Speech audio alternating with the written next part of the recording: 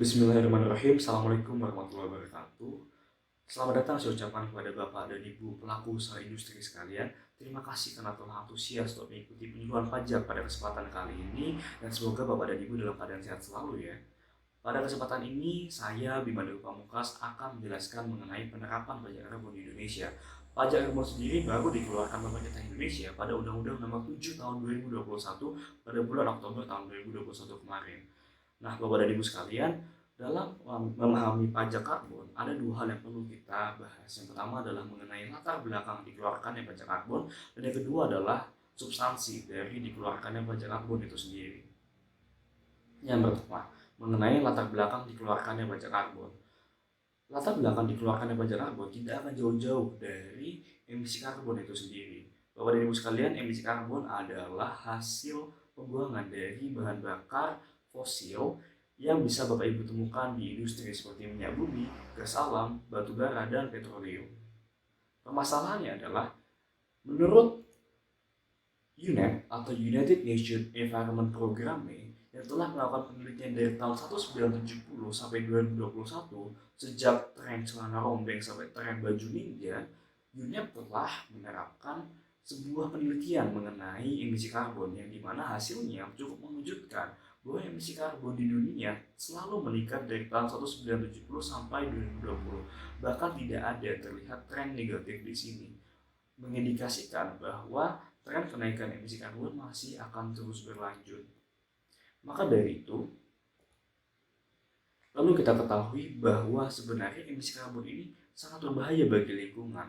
Emisi karbon bisa menutupi atmosfer kita dan menimbulkan efek gas rumah kaca yang mengakibatkan suhu permukaan bumi menjadi naik, dan tentu akan ada hal-hal yang tidak diinginkan Bapak dan Ibu yang mungkin akan terjadi, seperti gletser yang semakin mencair dari kenaikan air laut.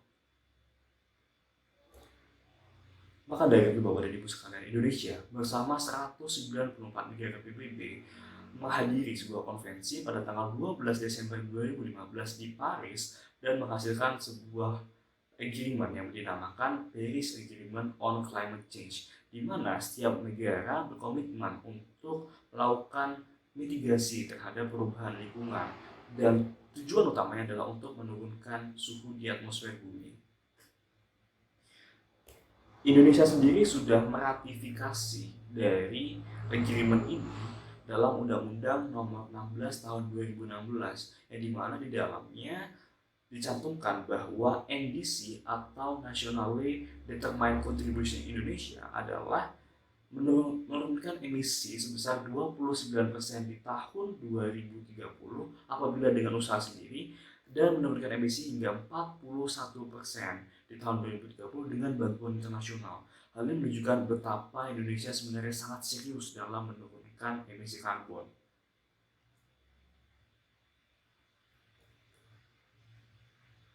Nah, NDC ini telah diterapkan Indonesia dalam sebuah buku, yaitu di tahun Oktober 2017, dan diperbarui setiap 4-5 tahun di tahun 2021. Jadi Indonesia secara gradually melaporkan hasil dari NDC ini.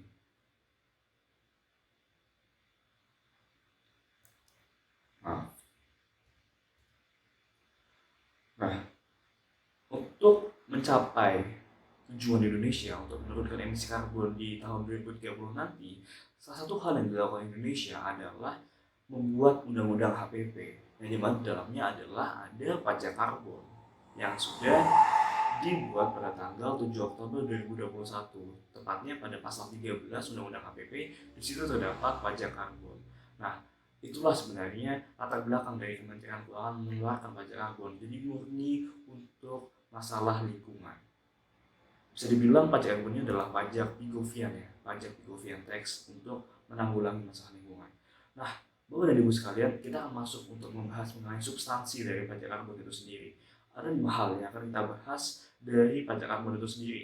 Yang pertama adalah objeknya, subjeknya, kapan dia terutang atau terutang atas apa sih, lalu tarifnya berapa, dan earmarking atau pengalokasian dari pendapatan pajak karbon itu digunakan untuk apa sih. Yang pertama, mengenai objeknya, pajak karbon dikenakan atas emisi karbon yang memberikan dampak negatif bagi lingkungan hidup. Subjeknya bisa dikenakan atas orang pribadi maupun badan. Jadi tidak ada bedanya, orang pribadi, badan semua kena. Yang ketiga, terutama atas apa? Atas dua hal, itu atas pembelian barang dan atau atas aktivitas yang menghasilkan emisi karbon dalam jumlah tertentu pada periode tertentu. Tarifnya ditetapkan sama dengan harga karbon di pasar karbon, atau jika harga karbonnya itu di bawah Rp30 per kilogram CO2 ekuivalen, maka ditetapkan paling rendah Rp30 per kilogram CO2 ekuivalen. Dan terakhir, earmarking dari pendapatan pajak karbon ini bisa digunakan untuk kembali penanganan lingkungan. Jadi bisa digunakan kembali untuk penanganan lingkungan selain fungsi budgeter, tapi lebih utama pada fungsi regulernya pajak ini ya. Nah, Bapak dan Ibu sekalian, ada pun tercantum roadmap mengenai pengenalan pajak karbon ini dalam Undang-Undang KPP, di mana tahun 2022 sampai 2024 pajak karbon ini hanya dikenakan pada satu saja sektor, yaitu PLTU batubara. Jadi Bapak dan Ibu sekalian yang bukan berada di sektor PLTU batubara belum terkena pajak karbon. Saya bilang belum, bukan berarti tidak, karena pada tahun 2025 Kementerian Keuangan akan melakukan evaluasi lebih lanjut mengenai pajak karbon ini sendiri. Jadi Kementerian Keuangan akan melihat sektor mana yang kemungkinan bisa untuk dikenakan pajak karbon, dan diiringi dengan evaluasi terhadap NDC kita tuh sudah mencapai sejauh mana sih realisasinya. Nah, mungkin Bapak dan Ibu sekalian bertanya-tanya, apakah tarif pajak karbon kita ini sebenarnya berat atau tidak sih? Sebagai sebuah perbandingan, saya telah menyiapkan sebuah angka dari International Monetary Fund, di mana lembaga ini telah menyarankan bagi negara berkembang atau sebuah guide lah, dia membuat sebuah guide bagi negara berkembang untuk menetapkan tarif atas pajak karbon ini, yaitu berada di kisar 507.500 sampai 1,4 juta per ton gas CO2 ekuivalen, di mana Indonesia hanya menerapkan sebesar 30.000 saja. Ini hanya 6% dari guide yang ditetapkan oleh IMF. Ini menyatakan apa? Sebenarnya fokus utama dari Kementerian Keuangan memang bukan budgeter. Fokus utama dari Kementerian Keuangan adalah menggerakkan para pelaku usaha industri untuk bergerak dari bahan bakar yang beremisi karbon ke bahan bakar yang lebih ramah lingkungan atau eco-green. Ya, mungkin itu saja penyuluhan yang bisa saya sampaikan kepada Bapak dan Ibu sekalian. Marilah kita berpartisipasi dalam program penurunan emisi karbon dengan membayar pajak karbon. Pajak kuat, Indonesia sehat. Bukan Indonesia maju lagi, tapi Indonesia sehat. Demikian presentasi penyuluhan dari saya. Untuk menutup penyuluhan pada kesempatan kali ini, saya akan tutup dengan pantun.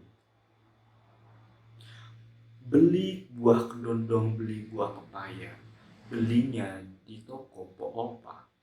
Terima kasih, sekian presentasi dari saya. Cukup sekian dan sampai jumpa. Terima kasih.